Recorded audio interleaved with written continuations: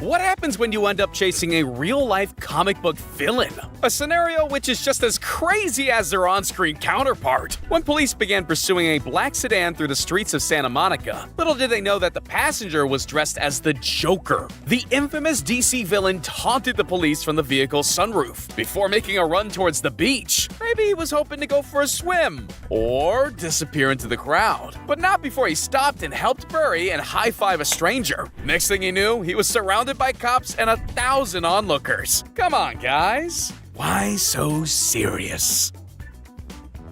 This officer had to check the manual when he spotted a horse and cart traveling with the driver passed out drunk behind the reins. Hey! Wake up! I know there's laws against drunk driving, but this is technically an Amish Uber. Obviously, an unconscious driver is an accident waiting to happen, so the police decided to block the road ahead. And after just a quick collision, the poor kid had reckless driving added to his charge of DUI. One question though, can you still call AAA if your horse breaks down? When you're already facing time for reckless driving and eluding the police, why not make the most of the chaos and live stream it? Wilfredo Garcia decided to capitalize on his 15 minutes of fame by going live on his ATV with the police hot in pursuit. Was it worth it? Well, his eagerness for likes caught the attention of detectives who, after a quick scroll through Instagram, were able to add a few more felonies to his list.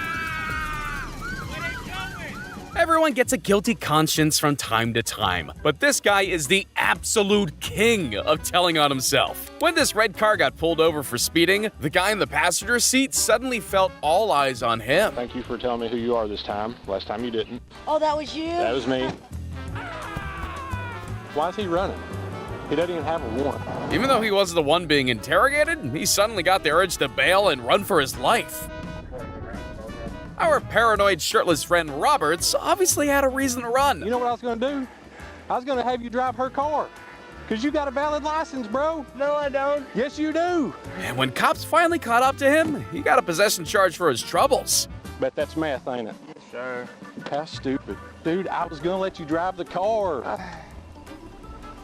How fast is too fast for a scooter? These police officers had to do a double take at their speedometer when they clocked an e-scooter at more than 62 miles an hour down a busy Australian freeway. When challenged, the scooter rider decided to run for it, diverting into a bike lane to escape. His excuse for the erratic driving? He was late to his job. I guess you gotta admire his work ethic. From the dashcam footage, this just looks like your average white sedan cruising through the suburbs. This car wasn't speeding, it didn't cross over into oncoming lanes, so what's the problem? Well, after a long joyride through the neighborhood, the vehicle finally stopped, and officers were absolutely dumbfounded by who was behind the wheel. And before driving back home, this is what it looked like when he got into the driveway.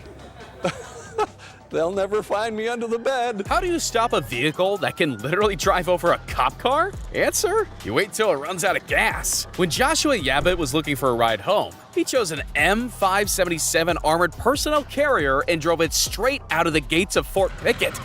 What the is going on?